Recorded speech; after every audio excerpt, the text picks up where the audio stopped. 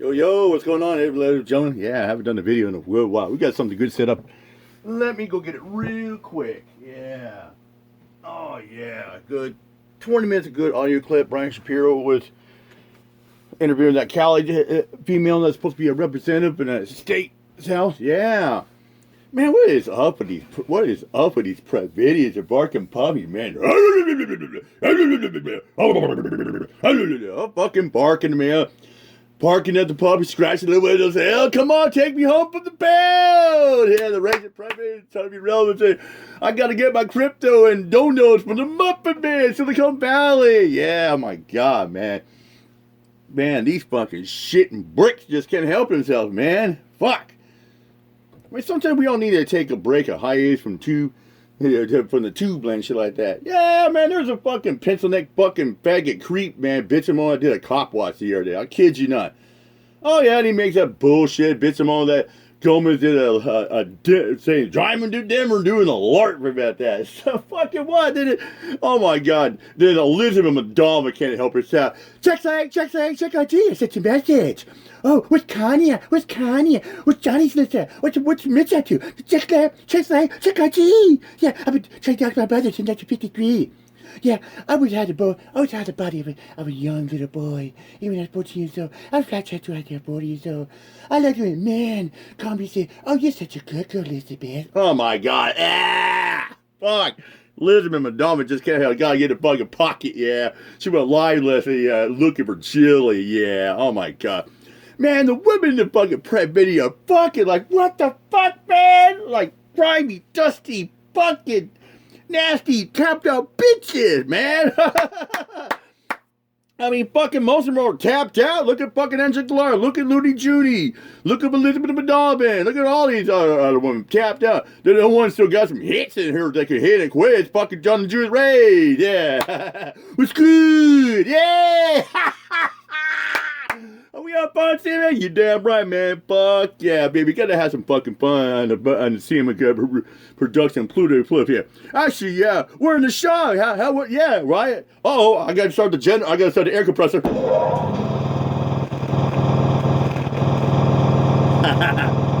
Yeah, get a little noise and shot now. Yep, gotta get some power tools going. Hey, Gomez, what you think of that? Power tools going, man.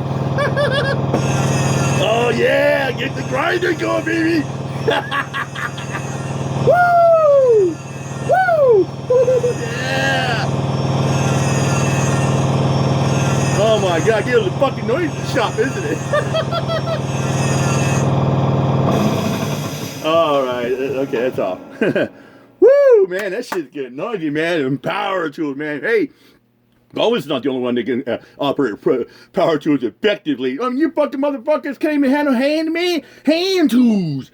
I mean, at least we can handle chicks in a street and like that. Come on, man. These motherfucking flimwise don't even get dates. I don't call pussy. Fuck it. Yeah, people like Fellamon, probably one of them youngest. Yeah, Latinos are fucking everything. Yeah, too busy creeping, stalking under people's YouTube channels. Oh, worry what they're saying in community posts, what videos they're doing, what they're saying on a public platform, what they're exercising the First Amendment freedom of speech and press, what they're doing on a panel. Oh my God, man. I mean, he just can't help himself, man. Yeah, he fucking creeping in Scotty chat, man. Don't worry about what Mr. Jones and yeah, your mama say. And yeah, bad dog. Yeah, well, Max One says, or Scotty said. Man, they just... Man, he's a fucking creeping one, man. That's why he hangs out with the preg catchers. That's why he's so pissed off, because him and Larpy were best buds. Yeah, but not anymore now. He's all pissed off because him and Edward Stairs were best friends. Oh, it's got time on that. Thank you, fellow mom.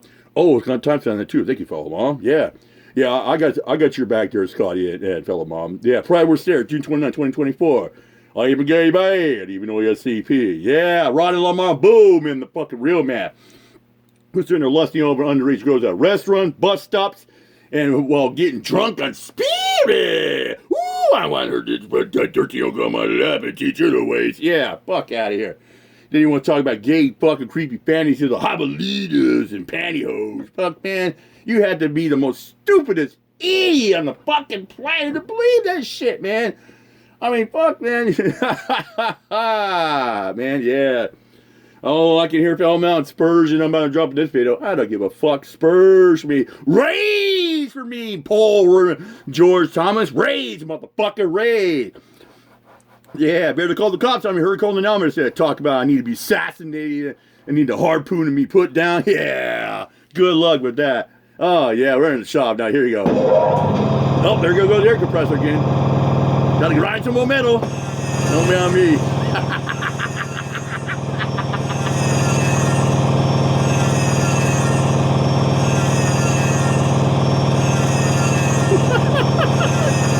Oh, that's enough grinding there. Come on, stupid thing, shut up already. Need time. Ah, there we go.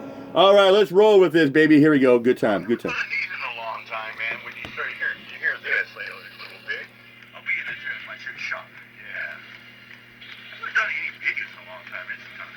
That's about this. Michigan congressional candidate Callie Barr on due process, eyes the Constitution, and Chief of Liberty Bank. Check it out. But at least on a day where a civil rights leader died, you know that at least at a minimum, somebody like George W. Bush would put out a statement that would show empathy. And it's like we're living in times now, Callie, where we've lost that, right? She's running for Congress. Her name is Callie Barr, and is a military spouse, a veteran advocate. She's a teacher and an attorney. So quite a lot on her resume, that is for sure. We'll let it roll. It's about 20 minutes long. I gotta get something to And eat. she's running to be your next congresswoman. So happy to have Callie on the show today. Callie, thanks for joining us. How are you?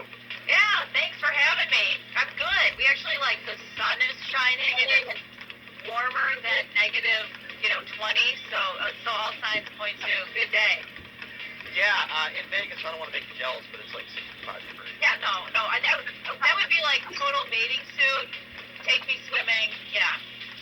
Well, Callie, thank you so much for joining us, by the way. I really appreciate it. This is the first time I've spoken to you. I've heard a lot about you. So there's so many good things. Of course. There's so many wonderful stories to talk about. But before I get to ICE stuff, Donald Trump, what are your thoughts on Jesse Jackson? Obviously, a longtime civil rights leader who passed away today at the age of 84. Yeah. We've been through this all of last year and beginning of this year, a really tough time, I think, as a country where we've seen a lot of hatred and division, where we have asked our own value as far as, do we believe that we are equal people in an economy and in a society where increasingly, wealth consolidates with the top 1%, where we have folks that are struggling for basic necessities. And I have thought a lot about the civil rights movement. I've taken a lot over time of inspiration from leaders even Martin Luther King Jr. and what it meant and what it was like for them in a time of struggle, in a time where they were fighting for a freedom they had never even known. And the words they had for an audacious hope for the future, where Martin Luther King Jr. talked about how the arc of history, and he changed the word history, that was a previous quote, he changed it to the arc of the moral universe bends towards justice. And I think a lot of what we see that we don't know how long this arc is, but I do believe in that sentiment. And when we have a leader like Jesse Jackson and someone who worked his entire life towards freedom or a fight for inequality, that in many ways continues in a lot of different areas and in sections of American society. And I think it's time to reflect and pause and think about what that means for you. Especially when, just last week we had the President of the United States putting out on social media, a picture of the Obamas like apes. I was going to ask. I think about that, and the Overton window that opens for kids in elementary school. I think about my two daughters in school, and I think about what that means for people that it makes that kind of racism, that kind of overt racism okay, but it's not okay. Yeah. And you mentioned military spouse. My husband was in the military for over 15 years, and then we got married really young, 18, 19, and then I worked as a veteran advocate do. And I think about our Black and Brown Marines and service members and what they gave for this country. Yeah. And to not, and then to not have their back. In a time, this is a time for major self-reflection and to really think about who we are as we move forward. It's very well said, and I struggle with having these kinds of conversations with some, not all, that are on the far right. And I ask this question a lot because it befuddles me. Like, your husband, obviously a hero, and I think of Donald Trump and the statements he's made about John McCain, or calling in general people like your husband suckers and losers, and I think of the comments, even today, we were just talking about, Jesse Jackson and the Civil Rights Movement. He puts out a statement about Jesse Jackson, and then he puts in a cheap shot about Barack Obama, like the man is not capable of just having empathy. And I think to myself, even though I disagreed with George W. Bush, and I don't think he was a very good president, but at least on a day where a civil rights leader died, you know that at least at a minimum, somebody like George W. Bush would put out a statement that would show empathy. And it's like we're living in times now, Callie, where we've lost that, right? Yeah. Well, we have to understand that we rise or we fall together. We don't have other options. There aren't other choices. This country was built. Well, plus this country, America, United States, united as one, not divided by all. You need one on each side in order to fly. We're not going to be able to do that. We're not going to be able to lead the world into a new age of AI or technology if we can't get this very basic thing right. And what I think about, too, is that what made America what it is was this founding idea that all men are created equal. And that was revolutionary at the time because we were living in rigid class societies where it was believed that God ordained inequality. And so to have this idea, it inspired worldwide revolution and took kings off their thrones. And we've had to check in with ourselves. Hey, America, I'm a little you mukbang really right now. believe that? You really believe Love that? mukbang. We said all men are created equal, and we had a civil war over it. We had women's suffrage. We have a labor movement. We revisit this question again and again. And right now, we have to decide that for the next century. Do we still believe that we are all created equally, that we all deserve a shot, that we all have rights under the Constitution? Because we know the Constitution applies to people. It applies to U.S. citizens and non-citizens. Applies to everybody. And we get the rule of law, that we are equal before the law, so we're not subject to the whims And the of thing about whoever. this country, we were Isn't awesome. born with a natural You're right. Just joining us, Kelly Marsh, running for Congress out of Michigan. That's why people go to school to learn things about, like, Kelly, U.S. you history, mentioned the due process, Constitution. and obviously the conversation about ICE, particularly not just what's been going on in Minneapolis, but Jesse Turner went to he went to war where the draft Dodge and Cow were playing golf. They ran the car into her, these ICE agents, and they basically almost, thank God they didn't, almost executed her. And they were celebrating. And you see so many people on the right defending ICE in the indefensible. We can be No, now you got people on the right who go and say, back to blue, stand with ICE. And in the same light, I want to get your thoughts on this because we had this horrible, tragic shooting, mass shooting that took place where a father takes his own life, takes his child's life, his wife's life, and it's a horrible story.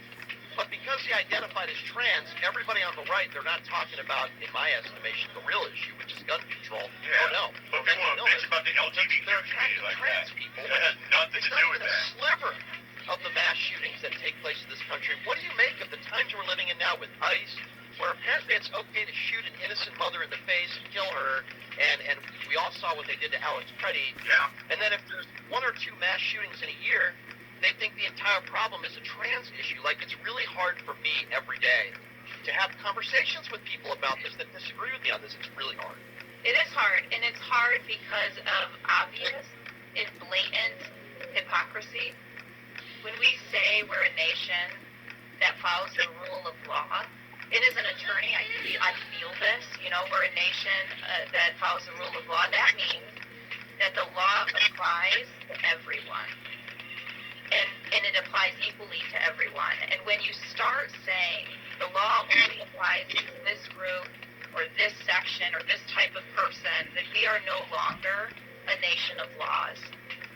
And I can't overstate. Well, it's like, remember how all the right people were crying about Don Lemon, saying, you need to lock him up, throw the key. But not to see when it came to Valentina Gomez walking to church, calling people pedophiles and sinners. How important it is and what it means to be a nation of law. When we were gifted the Statue of Liberty from the French, it was after the Civil War. They were tipping their hat to America, living out these ideals of equality and a chance and a shot for everyone. But Yeah, people like Philip Endom would be like extreme fascist mega people screaming like, oh, lock him up, throw away the key. Oh, this person needs to go to jail for putting up this content or saying these words. The actual name of that statue is Liberty Enlightening the World.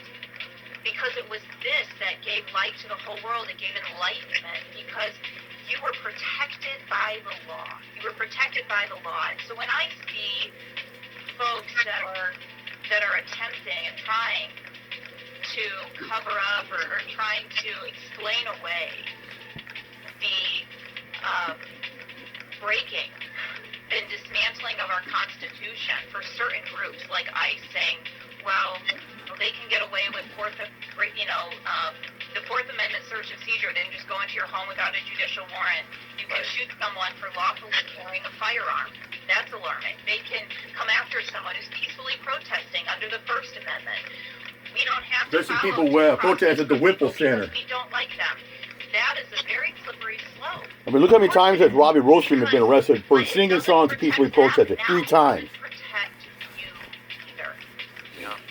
People like Golly Good Bridge out there peacefully protesting, and he gets pepper spray and mace I have to get your thoughts on this. while protesting at the Whipple building. Worse and worse by the day, and I'm wondering what you made of Pam Bondi's lack of answering questions and the charade. It seemed like she was. Oh God, Pam Bondi makes me sick. The fact that Same with Megyn Kelly. That were sitting behind her. And she wouldn't even look at it. Wouldn't even make eye contact with them. Instead, she had a bunch of note cards attacking. And she's so stupid that she wants to talk about the Dow, the economy. And I don't understand how you can be anyone that has seen these files and not do anything about it. I mean, they basically said, Todd Blanche, as you know, and Pam Bondi, really nothing to see here, case closed. When you have all these victims, and the only people that have been held to account is Lane Maxwell, who's now in a Club Med facility, and of course the late Jeffrey Epstein. Nobody else has been arrested here, and it seems to be there's more mounting evidence that points towards Donald Trump with possible criminal wrongdoing, and it doesn't appear to me that it has been fully investigated. What do you make of this? I have Cocktail? 2 daughters, You bet, 14 baby. and 11. Yeah, my friend Oklahoma When had I 2 daughters, 12 and 11. What's coming out from this, and even just the stories we hear from these survivors, it's shocking. It's shocking. It's sickening, and folks. You know, and that's part of another reason why some women become lesbians, so they don't have to deal with the agony of being sexually assaulted by a guy. Power, then you're not held accountable for how you hurt people, and I think about these victims, and I think about people that have been used and hurt, that they were like nothing to them. They were throwaway people. They were throwaway You're just people. toys. Yeah, and you got these sick perverts that are using these underage girls for sexual gratification and pitch them inside when they're done. Like they're a fucking used condom. Make that make sense. And when you see the erosion of law, I'm deeply alarmed and I'm scared for the people I love because I know that they're losing their protections. We're losing our protection because this can be used against us, and it's certainly not being used to hold people accountable at the very top, the powerful and the wealthy and the people with connections. And so much of what we need to decide is whether or not we matter, because if we matter, we want people held accountable. We want to have a voice in our government, in our economy. We want to make sure that people respect our institutions. A representative is someone that people in an area, in a part of this country, have elected to represent them. And so the blatant disrespect for folks in our government is a disrespect to all those people. It's a disrespect for the system we set up. It's not okay. I can't imagine if I take the law seriously as an attorney ever, for one, blowing past deadlines, especially something this serious like that, blowing past deadlines, not answering questions, and instead attacking people. I mean, this would never be okay in court. Right. It would never be okay. This was theatrics. This was a game. And our lives are not a game. They're not a game. Yeah, you're right. And I look at all these victims, and all these people have been directly, negatively affected. And the lack of empathy and caring, and it's beyond the pale. I want to talk to you a little bit about Michigan and your run for office to be the next congresswoman out there. For people that are unfamiliar with you, obviously I talked a little bit about your history, and of course being a military spouse, and of course a teacher, an attorney. Yeah, I mean, you've done pretty much everything, and I have a lot of respect for you for that, and I think we need more people like you out there running for office and hopefully winning. What do you want to change, not just in this country, but if you do win in Michigan? What do you want to do? What would you want to do for your constituents that hopefully do vote and support you? Thank you. I want government to work for people. I want folks to be able to, I'm running on an affordable life platform. Life is an acronym. L is local housing, I is income, F is food, and E is essential health care. Right now in my district, so I'm the only candidate in Michigan that gets to use two hands when I'm like pointing to where my district is. It's the entire Upper Peninsula and the top of the Mitten. It's a large geographical area, and it's very rural. Because of the cuts to Medicaid, our hospitals are really suffering. And we had, of course, the ACA subsidies that were not extended, and so folks are losing their coverage, their health insurance coverage as well. The cuts to SNAP and food assistance have hit hard. The lack of affordable housing has meant that, I talked to a young woman the other day she works 40 hours a week, working retail, and she's just given up. She said, I'll never be able to afford a home. We've got parents with kids living with them. That's not fun for them either. Older folks that are trying to get into nursing homes that won't be able to do that. And it's a desperate situation. And then on top of that, they wake up every morning and wonder, what new thing am I going to have to worry about today? Are we invading Greenland? I'm the same way. I'm waking up every day like, I'm just thinking like, okay. I'm thinking, okay, where am I going to be living tomorrow? How am I going to pay the bills? Just hoping that nothing new problem comes up. AI for the next generation, and how we're going to live more like the Jetsons and less like Terminator, and what that could look like. But right now, especially when you got Skynet around, because of the massive income inequality that we are facing, we need to reset, and just to have our basic shot at life. We were promised life, liberty, and the pursuit of happiness, and so I just went back and said, well, what's in a life? What does it actually mean to be promised a shot where, you're not working every day until you die, where you have the ability to retire, where you can afford food? I had an 82-year-old telling me how grateful she was for her job, her full-time job. 82? Wow. 82-year-old person working. So that's unreal. That's what I want to do.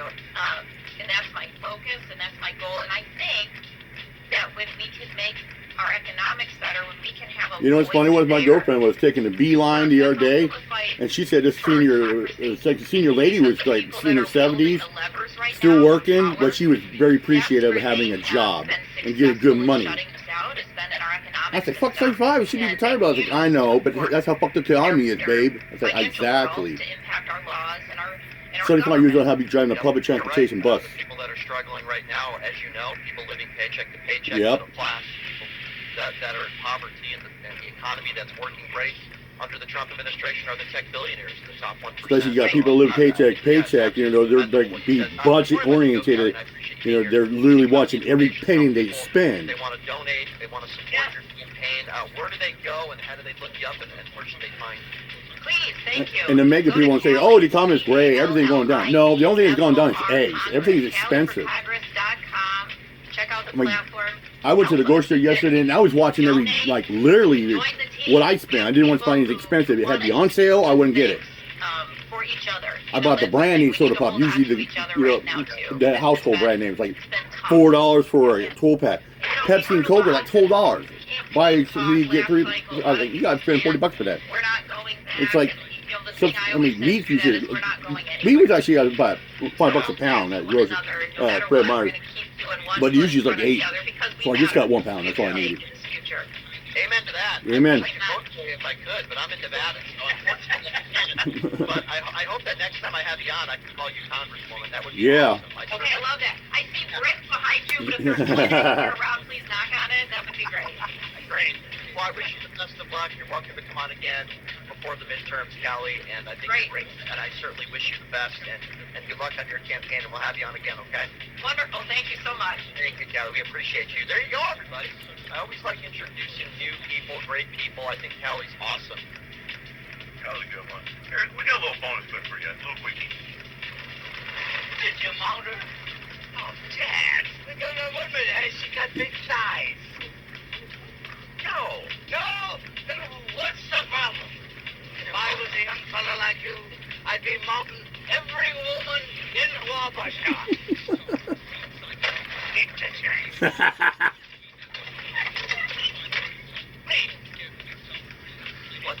What the hell is this? What's that slight beard? Gee, I weigh 90 goddamn pounds and you bring me this slopping phone. Because the doc said my cholesterol so high. Yeah, okay. Yeah, that was good. That was fun. I had a good time. Good time in this video. Yeah. Yeah, still in the shop here. Oh, the grinder. Yep, the air compressor just went on again.